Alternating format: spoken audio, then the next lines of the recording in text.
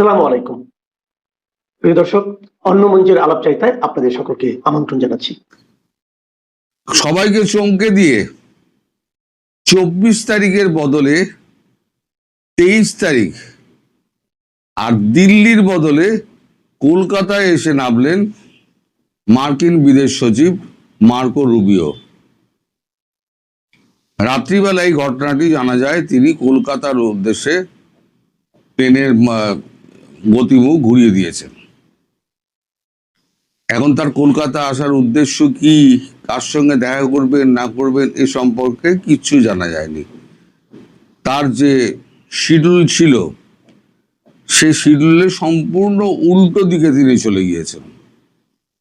কথা ছিল আগে দিল্লি যাবেন, তারপর সেক্ষেত্রে আগ্রা, জয়পুর এই সমস্ত দেখবেন, শেখ হাসিনার সঙ্গে কথা বলবেন, তারপর তিনি কলকাতা আসবেন।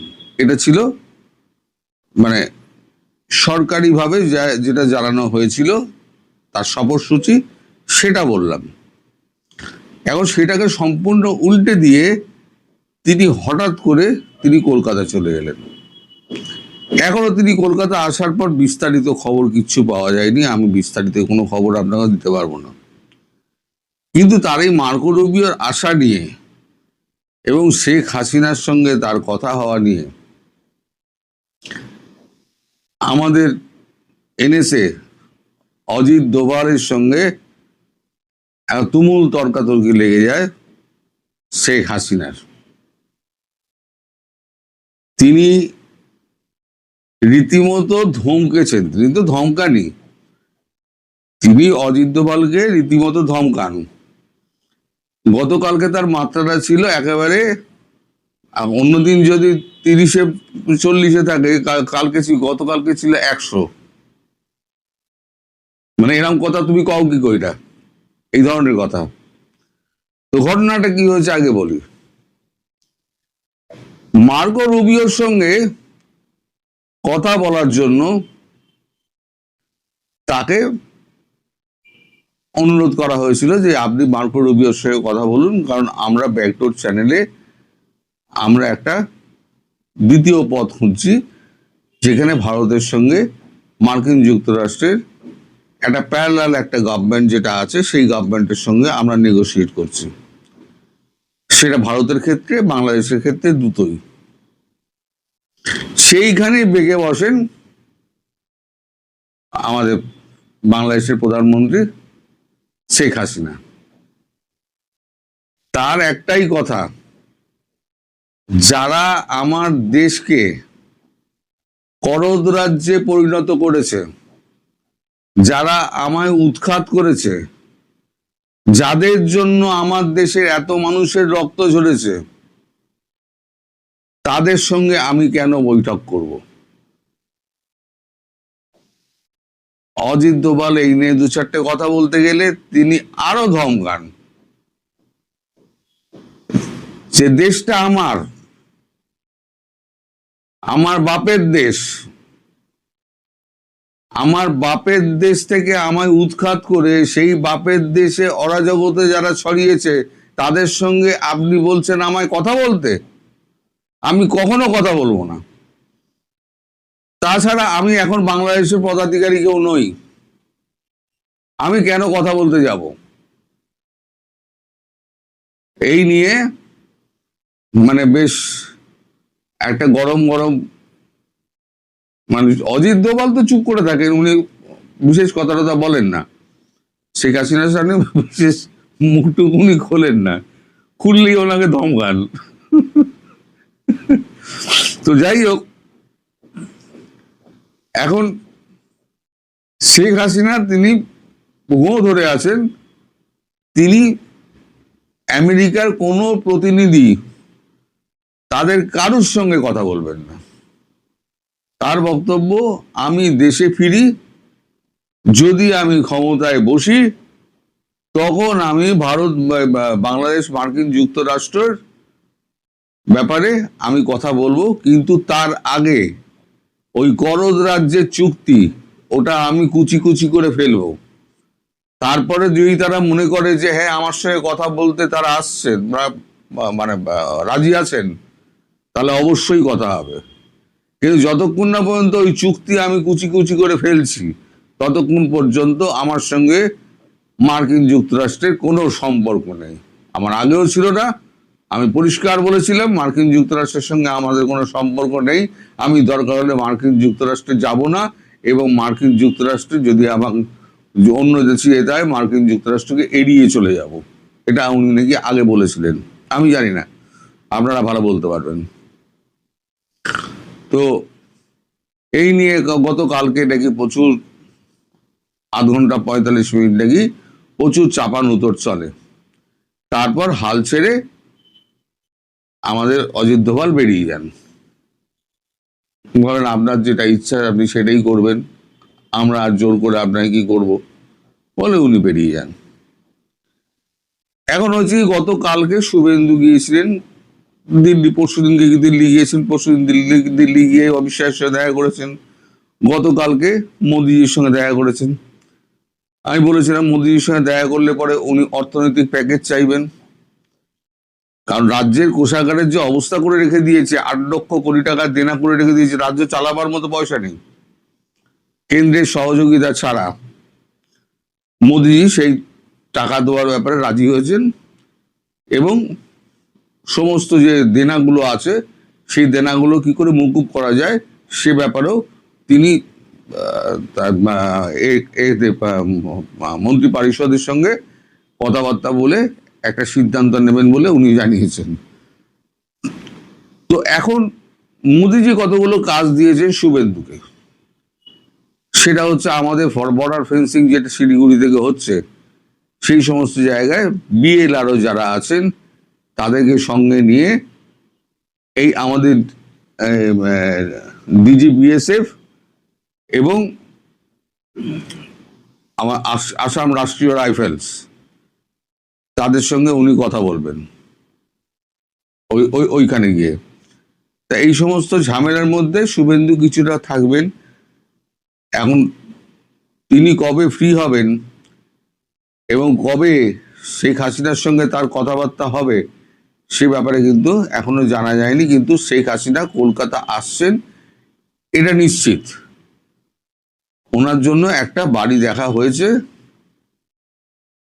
বাড়িটা মোটামুটি আপনি বলতে পারেন আপনাদের সীমান্তের প্রায় কাছাকাছি। এখন ঘুরতে ঘুরতে যদি সীমান্তের ওদিকে চলে যান, ধরুন বেনাপোল সীমান্তের ওদিকে উনি চলে গেলেন, আখাউড়া বা বেনাপোল, যে কোনো একটা সীমান্তে, আখাউড়ে যাবেন না, আপনি গেলে ফোনকা সীমান্তে যাবেন, তাহলে কি অবস্থা হবে বুঝে দেখুন। এমনি কলকাতা আসছে শুনলে পরে এমনি হার্ট অ্যাটাক হয়ে যাবে। কলকাতা উপস্থিত হলে আইসিইউতে সব ভর্তি হয়ে যাবে। তারপরে উনি যদি আবার ওই সীমান্তের দরজায় গিয়ে দাঁড়ান, আর পেছনে হাজার হাজার বজরং দল যদি ওনাকে ঘিরে থাকে, তাহলে পরে কি অবস্থার সৃষ্টি হতে পারে। এখানে ভারতের একটা খেলা রয়েছে। ভারতের খেলা হচ্ছে ওই যে আমি বলেছিলাম না, পুতুল নাচ নাচাবলাম, দড়ি ধরে পুতুল নাচ নাচাচ্ছে তারেক রহমান অ্যান্ড কোম্পানিকে। তা শেখ হাসিনা বলেছেন যে আমার দেশের যত মানুষ মারা গিয়েছে, যত শিশু মারা গিয়েছে, তার জন্য যারা দায়ী তাদেরকে আমি ফাঁসিতে লটকিয়ে ছাড়ব, আমি কাউকে ছাড়বো না। আজকে একটা উন্নয়নশীল দেশের একটা তকমা পেতে যাচ্ছিল, সেই দেশটাকে রসাতলে পাঠিয়েছে ইউনূস গ্যাং এবং হচ্ছে বিএনপি, বিশেষ করে তারেক রহমান। ইউনূসকে তো জোর করে ক্ষমতা বসানো হয়েছিল, ঠিক আছে, সেটা মানলাম, কিন্তু তারেক রহমান কি করছেন? তিনি তো পুরো পাকিস্তান আর তার তুর্কিকে তিনি রেখে আনছেন, যে পাকিস্তানকে আমি মানে আমার মাটিতে পা দিয়ে দিতাম না, সেই পাকিস্তানকে উনি ডেকে এনেছেন। উনি আবার যাচ্ছেন চীনে। এমন প্রধানমন্ত্রী যে 1.5 মাস 2 মাস হয়ে গেল, যার একটা বিদেশ সফর হলো না, তাকে কে মানে? আমি আসছি, এসে আমি দেখাবো মজা, এটা হচ্ছে ওনার শেষ কথা। তবে উনি কলকাতা আসছেন, কোথায় উঠবেন সঠিক ঠিকানা আমিও জানি না, তবে সীমান্তের কাছাকাছি কোনো একটা সেফ হাউস দেখা হয়েছে, সেখানেই উনি থাকবেন। প্রহরা তো নিশ্চয়ই থাকবে, তার সঙ্গে থাকবে বজরং দল। এই বজরং দলের একটা ছবি আমার বড় ইচ্ছা দেওয়ার জন্য, কিন্তু ইউটিউব অ্যালাউ করবে কিনা সেটা নিয়ে আমি খুব চিন্তিত। লাস্টে আবার স্ট্রাইকটা মেরে দেয়, তার জন্যই আমি আর ওই ছবিটা দেখাই না। আপনারা যদি পারেন গুগল সার্চ করে বজরং দল একবার সার্চ করে দেখে নেবেন যে তারা কি ধরনের জিনিস। মানে একেবারে 1 নম্বর মাল যাকে বলে, টস টস করছে। তো এখন এই যে ঘটনা গতকালকে ঘটেছে, সেই নিয়ে বিস্তর হাসাহাসি হচ্ছে পুরো সাউথ ব্লকে, যে অজিত দোভাল জীবনে একমাত্র ব্যক্তির কাছে জব্দ হয়েছে, সেটা হচ্ছে শেখ হাসিনা। যাকে কেউ জব্দ করতে পারেনি, শেখ হাসিনা তাকে বসিয়ে 45 মিনিট 4 কথা শুনিয়ে বাড়িতে পাঠিয়ে দিয়েছে। সেই নিয়ে প্রচুর হাসাহাসি হচ্ছে, অবশ্যই গোপনে, তার সামনে তো করার সাহস নেই, অবশ্যই গোপনে। আর শেখ হাসিনা তিনি তার নিজের জায়গায় আটকে রয়েছেন, তিনি কলকাতা আসছেন, তিনি মার্কো রুবিওর সঙ্গে আপাতত দেখা করবেন না। এবার যদি মোদিজি মধ্যস্থতা করেন, মোদিজি বাইরে ছিলেন, মোদিজি ফিরেছেন, ফিরেই তিনি ক্যাবিনেট বৈঠক করেছেন, ক্যাবিনেট বৈঠক করার পর তারপর শুভেন্দুর সঙ্গে কথা হয়েছে, এরপর উনি ফ্রি হলে এইবারে তো কলকাতা আসার কারণটা এবার খুঁজতে হবে, যে মার্কো রুবিও কলকাতা আসার যোগাযোগটা কেন, কাউকে না জানিয়ে। তারপরে তো মোদিজি হয়তো শেখ হাসিনার সঙ্গে হয়তো কথাবার্তা বললে হয়তো শেখ হাসিনা রাজি হলেও হতে পারেন। কিন্তু আমার যতদূর মনে হয়, এবং অজিত দোভাল যা রিপোর্ট দিয়েছে, তাতে কোনোভাবেই উনি আমেরিকার কোনো প্রতিনিধির সঙ্গে উনি কথা বলবেন না। আর উনি কথা বলবেন না মানে ওনার মানে উনি কথা বলবেনই না। আর সত্যি কথা, উনি কথা বলতে যাবেন কেন? ভারতেরও তো এটা অন্যায়। আপনি যা করছেন, আপনারা যা করছেন, আপনারা নিজেরা করুন। যাকে উৎখাত করলেন আর যারা, তাদের একটা প্রতিনিধি এসে বিদেশ সচিব হোক, তিনি বিদেশ সচিব, একটা বাংলাদেশকে একটা করদ রাজ্যে পরিণত করে পুরো গোলামি চুক্তি করেছে। তা সেই রাষ্ট্রের বিদেশ সচিবের সঙ্গে কেন উনি কথা বলবেন? ওনার পয়েন্টটাতে আমি 100% সমর্থন করি, এবং এটা নিয়ে ওনাকে জোর করার কোনো দরকারই নেই। উনি আমেরিকায় কোনোদিনই পছন্দ করেন না, আগে করতেনও না, এখনো করেন না, ভবিষ্যতে করতে পারবেন কিনা সেটা হচ্ছে ভবিষ্যতের কথা, আমি তো এখন বলতে পারবো না। তবে এখন যে অবস্থা, তাতে মার্কো রুবিওর সঙ্গে আমার মনে হয় না শেখ হাসিনার কোনো রকম দেখা সাক্ষাৎ হবে। মানে উনি দেখা করবেন না। মার্কো রুবিও গেলে জোর করে তো আর যেতে পারবেন না। যদি যান তাহলে সেক্ষেত্রে অন্তত অজিত দোভাল তো যাবেন না, জয়শঙ্করও যাবেন না, এটা আমি গ্যারান্টি দিয়ে বলতে পারি আপনাদেরকে। তা এখন মার্কো রুবিও দিল্লি যাক, শুভেন্দু ফ্রি হোক, তারপর তার কলকাতা আগমনের জন্য প্রস্তুত হন আপনারা। কলকাতা আগমন হওয়া মানে বর্ডারে তার দর্শন আপনারা পাবেন খুব তাড়াতাড়ি। সবাই ভালো থাকবেন। আগামী 1 বছরের মধ্যে সীমান্ত সেল, অমিত শাহর মেগা প্ল্যান। আমি বাংলাদেশ ভারত সম্পর্কের কথায় বা সম্পর্ক নিয়ে সব সময় কথা বলি, ভাবি, চিন্তা করি, এই জন্যই যে প্রতিবেশীরা মিলেমিশে কাঁধে কাঁধ মিলিয়ে থাকবে। আমি যখন ইউরোপীয় ইউনিয়নকে দেখি তখন মনে হয় যে আমরা কেন পারি না, কিন্তু বাস্তবতা হলো আমরা আসলে ইউরোপীয় ইউনিয়ন কোনোভাবেই হতে পারবো না।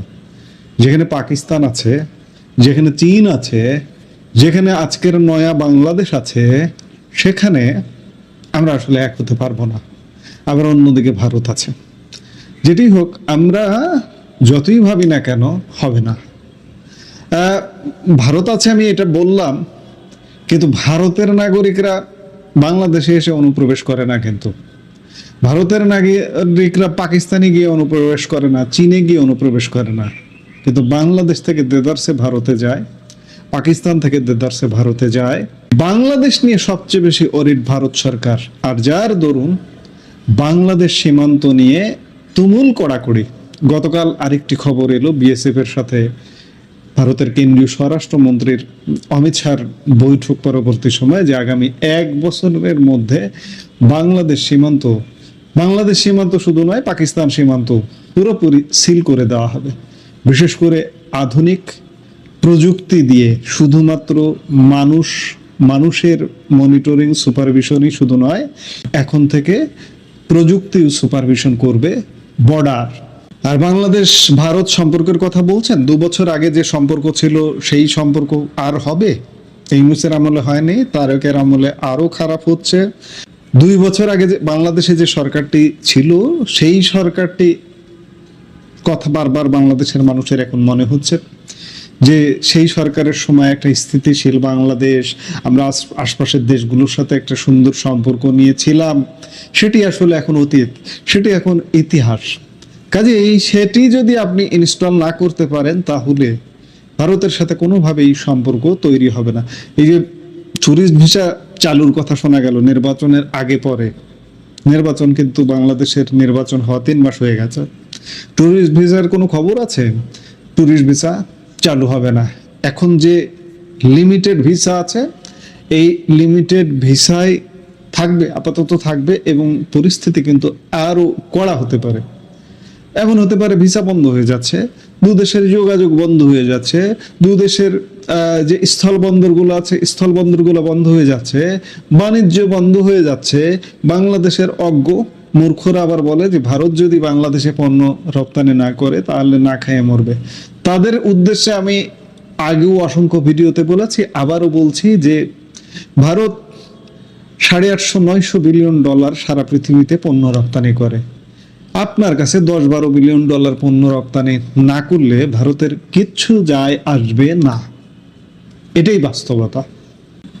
এখন প্রশ্ন হচ্ছে যে ভারত ও বাংলাদেশ এবং ভারত পাকিস্তান সীমান্তে অনুপ্রবেশ রুখতে এবার এক ঐতিহাসিক এবং অত্যন্ত কড়া পদক্ষেপ নিতে চলেছে মোদী সরকার। অনুপ্রবেশের বিরুদ্ধে সম্পূর্ণ জিরো টলারেন্স নীতি গ্রহণ করে এবার সীমান্তকে পুরোপুরি দুর্ভেদ্য করার মাস্টার প্ল্যান তৈরি করা হয়েছে। আর এই লক্ষ্যেই ভারত পাকিস্তান ও ভারত বাংলাদেশ সীমান্তে চালু হতে চলেছে অত্যাধুনিক প্রযুক্তি সম্পন্ন স্মার্ট বর্ডার। ভারতের শত্রু রাষ্ট্র পাকিস্তান, আপনি একবার চিন্তা করুন যে গত 21 মাসের যে ইতিহাস, এই ইতিহাসটা পর্যালোচনা করলে আপনি দেখবেন যে বাংলাদেশকে এখন ভারত আসলে পাকিস্তানের দৃষ্টিতেই দেখছে, যার দরুন সীমান্তে যতটুকু ফাঁক ফোকর ছিল এতদিন সেই অর্থে দেখেনি, খুব জোরালো ভাবে দেখেনি। আবার ওই যে হিমন্ত বিশ্ব শর্মার কথা মনে পড়ে যায় কদিন আগের সেই কথাটা, যে তিনি ভারত বাংলাদেশ সম্পর্ক খারাপ চান, অবৈধ অনুপ্রবেশ ঠেকাতে এবং অবৈধ অনুপ্রবেশকারী যারা ওপারে ঢুকে আছে তাদেরকে যাতে এদিকে পুশ ব্যাক করা যায় এই জন্য খারাপ চান। আসলে সেই খারাপটা ইতিমধ্যে হয়ে গেছে। এই খারাপটা হয়ে যাবার কারণে ভারত সরকার এই ধরনের সীমান্ত নিয়ে খুব বেশি সিরিয়াস। বিশেষ করে পশ্চিমবঙ্গ বিধানসভা নির্বাচন, আসামের বিধানসভা নির্বাচন, এই নির্বাচনগুলো পরবর্তী সময়ে আরো বেশি অ্যাক্টিভ হয়ে গেছে ভারত সরকার, যারই ফল আমরা গতকালকেও দেখলাম। গতকাল শুক্রবার রাজধানী দিল্লিতে বর্ডার সিকিউরিটি ফোর্স বা বিএসএফ এর বার্ষিক সম্মানীয় রুস্তমজি মেমোরিয়াল অনুষ্ঠানে বক্তব্য রাখার সময় এই অত্যন্ত তাৎপর্যপূর্ণ ঘোষণাটি করেছেন দেশের কেন্দ্রীয় স্বরাষ্ট্রমন্ত্রী অমিত শাহ। তিনি স্মার্ট বর্ডারের ঘোষণা দিয়েছেন। ঠিক কি এই স্মার্ট বর্ডার, কিভাবে কাজ করবে এই নতুন প্রযুক্তি, এবং পশ্চিমবঙ্গের সীমান্ত ও রাজনীতিতে এর কি প্রভাব পড়তে চলেছে। হ্যাঁ দর্শক, অনুপ্রবেশ রুখতে বর্তমান কেন্দ্র সরকার কতটা কঠোর তা স্বরাষ্ট্রমন্ত্রীর এই বক্তব্যই পরিষ্কার হয়ে গেছে। ভারতের আন্তর্জাতিক সীমান্তের পরিধি বিশাল। কেন্দ্রীয় স্বরাষ্ট্রমন্ত্রী অমিত শাহ তার বক্তৃতায় স্পষ্ট করে জানিয়েছেন যে প্রায় 6000 কিলোমিটার দীর্ঘ এই বিশাল আন্তর্জাতিক সীমান্তে শুধুমাত্র জওয়ান মোতায়েন করে 24 ঘন্টা নজরদারি চালানো কার্যত অসম্ভব একটি বিষয়। আর এই বাস্তবতাকে মাথায় রেখেই শুধু জওয়ানদের শারীরিক নজরদারির উপর নির্ভর না করে প্রযুক্তির মেলবন্ধনে সীমান্তকে সুরক্ষিত করার সিদ্ধান্ত নেওয়া হয়েছে। এর আগে আমরা বাংলাদেশ সীমান্তে বিশেষ করে দুর্গম যে এলাকা, নদী, সেখানে কুমির ছেড়ে দেওয়ার কথা, কুমির, সাপ এসব ছেড়ে দেওয়ার কথা আলাপ করেছি, শুনেছি, সংবাদ মাধ্যমে এসেছে। ভারত সরকার এমন চিন্তা করছে, এবার প্রযুক্তির আশ্রয় নেওয়া হচ্ছে, অর্থাৎ বর্ডারকে বলা যায় দুর্ভেদ্য করবার যত রকমের প্রচেষ্টা আছে ভারত সরকার সেদিকে হাঁটছে। এই প্রযুক্তি পরিকল্পনায় নাম দেওয়া হয়েছে স্মার্ট বর্ডার। এই স্মার্ট বর্ডারের মাধ্যমে সীমান্তে দিন রাত 24 ঘন্টা কড়া নজরদারির জন্য মোতায়েন থাকবে অত্যাধুনিক ড্রোন, হাই রেজুলেশন ক্যামেরা এবং অন্যান্য হাইটেক মনিটরিং ডিভাইস বা নজরদারি সরঞ্জাম। এর ফলে সীমান্তের আকাশে ড্রোন উড়বে এবং মাটির ক্যামেরায় প্রতি মুহূর্তের লাইভ ফুটেজ ধরা পড়বে, যা সীমান্ত পারাপারের যে কোনো অবৈধ চেষ্টা নিমেষেই ব্যর্থ করে দেবে।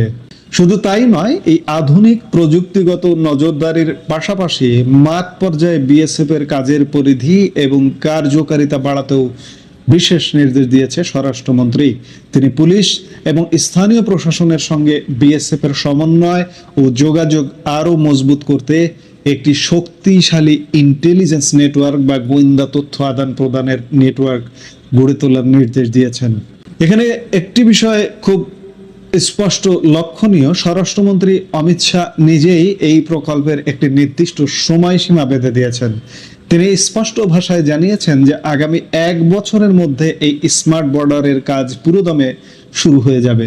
আর এর সুদূর প্রসারী ফল নিয়ে শাহ দাবি করেন যে এর ফলে ভারতের সীমান্তগুলোকে সম্পূর্ণ দুর্ভেদ্য করে তোলা সম্ভব হবে। একই সঙ্গে সীমান্তে জনবিন্যাস পরিবর্তনের যে ব্যর্থ চেষ্টা অনবরত চালানো হচ্ছে, এই স্মার্ট বর্ডারের মাধ্যমে তাতেও পুরোপুরি লাগাম টানা সম্ভব হবে। এবার আসা যাক রাজ্য রাজনীতি এবং কেন্দ্রের এই নীতির প্রতি বিভিন্ন রাজ্য সরকারের সমর্থনের বিষয়ে। স্বরাষ্ট্রমন্ত্রী অমিত শাহ দিল্লির ওই অনুষ্ঠান থেকে অত্যন্ত দৃঢ়তার সঙ্গে জানান যে ত্রিপুরা, পশ্চিমবঙ্গ এবং আসামের সরকার অনুপ্রবেশ প্রতিরোধের ক্ষেত্রে কেন্দ্রের এই কঠোর নীতির সঙ্গে সম্পূর্ণ একমত পোষণ করেছে। এই 3টি রাজ্য বাংলাদেশ সীমান্ত লাগোয়া। তিনি আরো বলেন যে ভারতের মাটিতে থাকা প্রতিটি অনুপ্রবেশকারীকে সুনির্দিষ্টভাবে চিহ্নিত করে বহিষ্কারের বিষয়ে কেন্দ্র ও সংশ্লিষ্ট রাজ্য সরকারগুলি সম্পূর্ণ দৃঢ় প্রতিজ্ঞ। দর্শক, এই প্রসঙ্গে পশ্চিমবঙ্গের রাজনৈতিক প্রেক্ষাপট আলোচনা করাও অত্যন্ত প্রাসঙ্গিক, কারণ আপনারা সকলেই জানেন যে অতীতে বাংলায় কাঁটাতারের বেড়া দেওয়া নিয়ে জমি অধিগ্রহণের ক্ষেত্রে একটা বড় সড়ো জমিজট তৈরি হয়েছিল। কিন্তু রাজনৈতিক পট পরিবর্তনের পর শুভেন্দু অধিকারী মুখ্যমন্ত্রী হিসেবে বাংলার দায়িত্ব নেওয়ার পরই সেই দীর্ঘদিনের জমিজটের অবসান ঘটে। বিএসএফ এর সীমান্তে কাঁটাতার বসানোর জন্য যে প্রয়োজনীয় জমি দ্রুত হস্তান্তর করা ইতিমধ্যে শুরু হয়ে গেছে। জমি হস্তান্তরের পর গত বুধবারই কেন্দ্রের নির্দেশিকাকে মান্যতা দিয়ে পশ্চিমবঙ্গে অত্যন্ত তাৎপর্যপূর্ণ পুশব্যাক আইন কার্যকর করার আনুষ্ঠানিক ঘোষণা করেছেন মুখ্যমন্ত্রী শুভেন্দু অধিকারী। একটি অত্যন্ত গুরুত্বপূর্ণ সাংবাদিক বৈঠকে মুখ্যমন্ত্রী স্পষ্ট জানিয়ে দিয়েছেন যে এখন থেকে রাজ্যে কোনো অনুপ্রবেশকারী বাংলাদেশি ধরা পড়লে পুলিশ আর কোনো দীর্ঘসূত্রিতা না করে তাদের সরাসরি বিএসএফ এর হাতে তুলে দেবে। এরপর আন্তর্জাতিক প্রোটোকল বা নিয়মকানুন মেনে বিএসএফ সেই অনুপ্রবেশকারীদের বাংলাদেশের সীমান্তরক্ষী বাহিনীর বা বিজিবির হাতে পুশব্যাক প্রক্রিয়ার মাধ্যমে তুলে দেবে। রাজ্য ও কেন্দ্রের এই যৌথ এবং অত্যন্ত কঠোর পদক্ষেপের ফলে সীমান্ত পারাপার করে অবৈধভাবে ভারতে প্রবেশের পথ কার্যত চিরতরে বন্ধ হতে চলেছে বলে মনে করছেন বিশেষজ্ঞরা। উল্লেখ্য, এই সমস্ত বড় বড় ঘোষণার ঠিক আগেই কলকাতায় পুশব্যাক আইন চালুর ঘোষণা দিয়ে দিল্লিতে গিয়ে কেন্দ্রীয় স্বরাষ্ট্রমন্ত্রী অমিত শাহের সঙ্গে একটি অত্যন্ত গুরুত্বপূর্ণ বৈঠক করেছেন শুভেন্দু অধিকারী গতকাল শুক্রবারই। আর সেই বৈঠকের পরপরই দিল্লির মঞ্চ থেকে অমিত শাহর এই স্মার্ট বর্ডারের মেগা ঘোষণা রাজনৈতিক ও ভূ রাজনৈতিক দিক থেকে অত্যন্ত তাৎপর্যপূর্ণ বলেই মনে করছেন দেশের ওয়াকিবহাল মহল। এর আগে আমরা কুমির সাপের বর্ডার পেলাম, এবার পেলাম প্রযুক্তির বর্ডার। সব মিলিয়ে প্রযুক্তি, কড়া আইন এবং রাজনৈতিক সদিচ্ছাকে কাজে লাগিয়ে ভারতের পূর্ব ও পশ্চিম সীমান্তকে পুরোপুরি নিশ্ছিদ্র করতে চলেছে মোদী সরকার। অর্থাৎ ভারত সরকার বলা যায় মোটামুটি বাংলাদেশ ইস্যু, এখানে পাকিস্তানের চেয়ে আমার কাছে মনে হচ্ছে যে বাংলাদেশকে নিয়েই মাথা ব্যথা আজকাল আরো বেড়ে গেছে। কারণ আছে, পাকিস্তান পশ্চিম সীমান্ত নিয়ে তো ভারতের মাথা ব্যথা আছে, বাংলাদেশ নিয়ে কিন্তু মাথা ব্যথাটা নতুন করে শুরু হয়েছে এই গত 21 মাসে।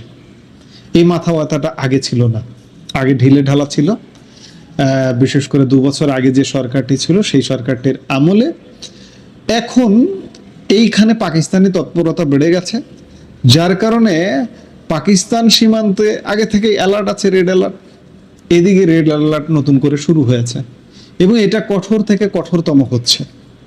সোজা কথা, বাংলাদেশ ভারত সম্পর্কের কথা যদি আপনি বলেন, পাকিস্তানের সাথে ভারতের যেমন সম্পর্ক, বাংলাদেশের সাথেও আজকের বাংলাদেশ, এই যে 21 মাসের বাংলাদেশ, এই বাংলাদেশ যদি কন্টিনিউ করে, একদম পাকিস্তান জ্ঞানে পাকিস্তান হিসেবেই বাংলাদেশকে কাউন্ট করছে ভারত, এতে কোনো সন্দেহ নাই। তো আমাদের সবচেয়ে নিকট প্রতিবেশী ভারত, এইভাবে যদি আমরা কাউন্ট হই তাহলে ক্ষতিগ্রস্ত কে হবে? ভারত নিশ্চয়ই হবে না, ক্ষতিগ্রস্ত আমরাই হব।